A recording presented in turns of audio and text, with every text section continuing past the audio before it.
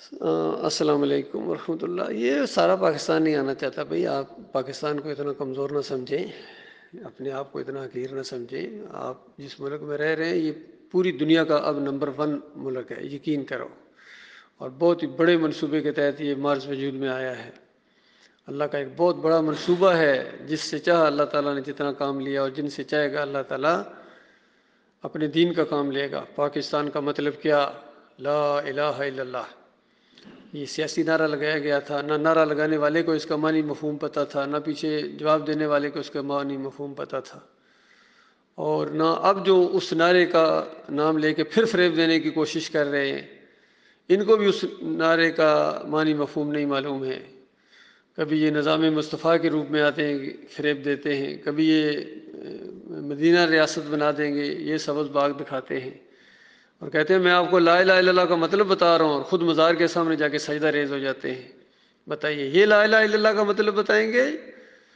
مورتیوں کے سامنے جھکنے والے، عرس اور میلے کرنے والے، قبروں کے سامنے سجدے کرنے والے اور پھول چڑھانے والے، یہ جمہوریت کے دل دادا، یہ صرف اسلام آباد کے شوقین ہیں، ان کو اسلام سے کوئی غرض نہیں ہے۔ یہ اسلام کے معنی نہیں جانتے، ABC نہیں جانتے ہیں، لا الہ الا اللہ کا پہلا جو حرف ہے وہ نہیں جانتے ہیں، چونکہ لا الہ الا اللہ یہ ہوگا لیکن ابھی نہیں ہے، ابھی اس کی یہ دعوت اٹھی ہے الحمدللہ۔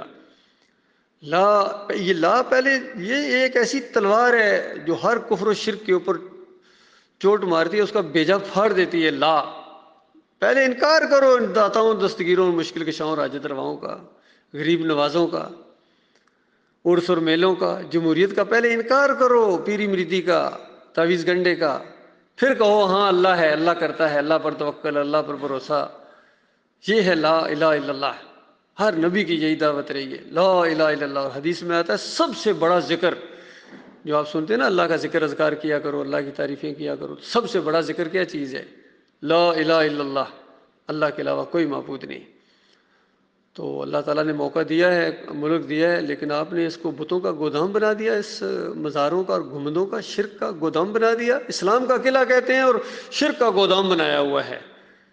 اور کبھی کوئی کسی کے منہ سے، کسی بڑے لیڈر کے منہ سے میں نے لا الہ الا اللہ کا معنی مفہوم نہیں میں نے سنا ہے آج کل جتنے ہیں۔ باقی کچھ علماء گزرے ہیں جنہوں نے یہ بات کہی ہے، جس طرح ڈاکٹر مسعود الدین عثمانی رحمۃ اللہ علیہ نے اس نقطے کے اوپر بہت زیادہ زور دیا کہ دیکھو تمہارا ایمان خراب ہے، شرک کی وجہ سے تمہارے اعمال برباد ہیں، ظالموں واپس لوٹو، ایمان کی طرف آ جاؤ۔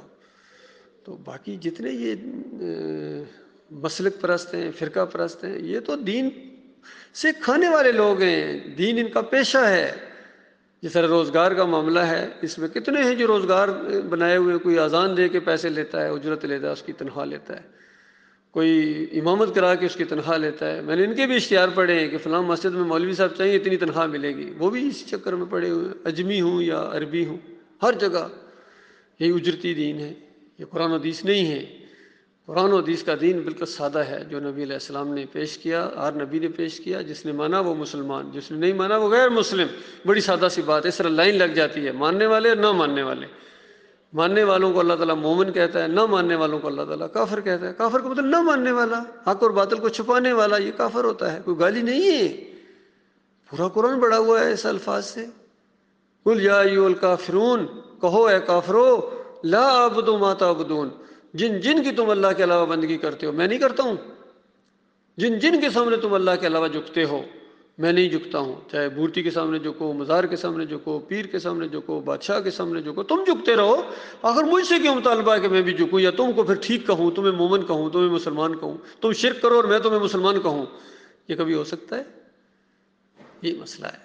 تو یہ دعوت الحمدللہ یہ ڈاکٹر مسعود الدین عثمانی رحمۃ اللہ علیہ کے ذریعے پاکستان سے اٹھی ہے، بڑی زبردست انداز سے یہ دعوت ہے، اس کا کوئی توڑ نہیں ہے۔ یاد رکھیے، بڑے بڑے مولوی اور بڑے بڑے علامہ دہر اس کے سامنے گھٹنے ٹیک گئے ہیں دلائل سے، کیونکہ توحید کا کون مقابلہ کرے گا؟